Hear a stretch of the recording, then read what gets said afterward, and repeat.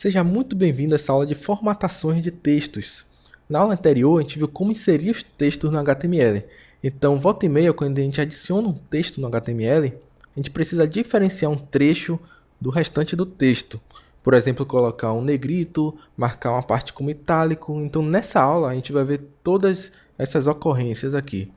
Então, eu vou sair da apresentação e vou para a nossa área de código, que a gente vai fazer toda a prática. Eu vou copiar um texto qualquer da internet e eu vou inserir aqui, dentro da tag P de parágrafo, que a gente viu anteriormente. Então perceba que só utilizando isso, o texto fica completamente uniforme, sem ter nenhuma diferenciação entre palavras.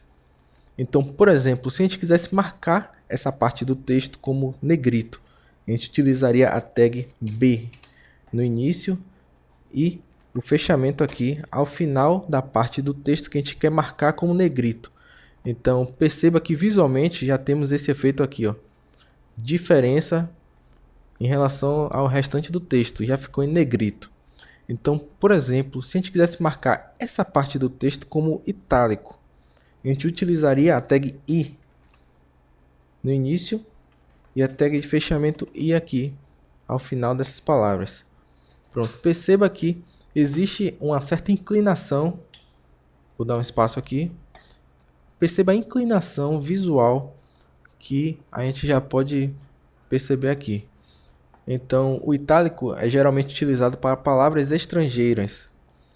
E, por exemplo, se a gente quisesse agora diferenciar essas palavras na questão do tamanho, deixando ela menor do que o restante do texto, a gente pode usar a tag small.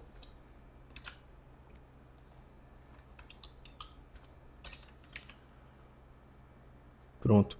Perceba aqui como essa parte do texto ficou menor do que o restante do texto. A gente diferenciou esse trecho em relação a todo o restante do texto. Então, por exemplo, se a gente agora quiser colocar essas palavras abaixo do nível do texto, da linha do texto que a gente se encontra, a gente pode utilizar a tag sub, colocar no início e aqui sub para fechar.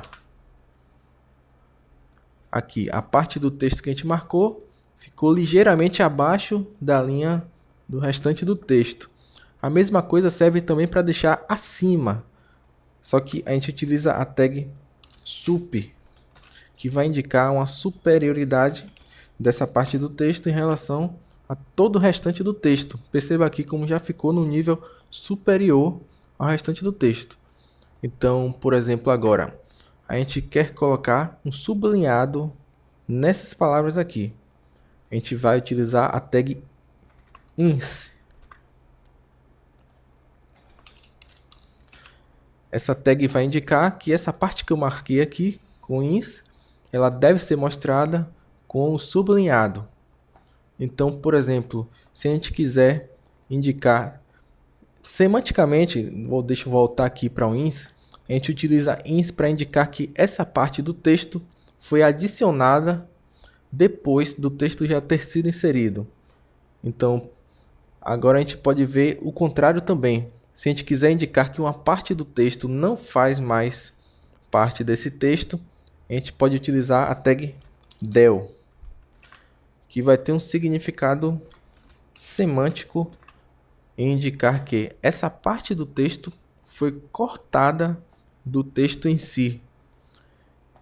Então agora, se a gente quisesse, por exemplo, dar um certo destaque para essas palavras em forma de marcador de texto, a gente utiliza a tag mark. Essa tag de mark vai fazer uma marcação nessa parte de texto aqui, em formato de marcador de texto. Então a gente viu aqui as principais ocorrências de formatação de texto. E lembrando que eu não falei sobre a tag strong e a tag en, porque elas têm um efeito visual semelhante, o strong, por exemplo, ao B, que é o negrito, e o en semelhante ao I, que é o itálico. Agora eles têm significados semânticos diferentes, porque, por exemplo, para pessoas com deficiência visual, que não vão conseguir enxergar o site, A gente tem um significado semântico muito importante utilizar o strong, por exemplo, porque ao utilizar um software de leitura para a pessoa ouvir o conteúdo do site, o software ele vai ver a tag strong e vai dar uma certa ênfase para aquela palavra ali, na hora de ler para a pessoa com deficiência.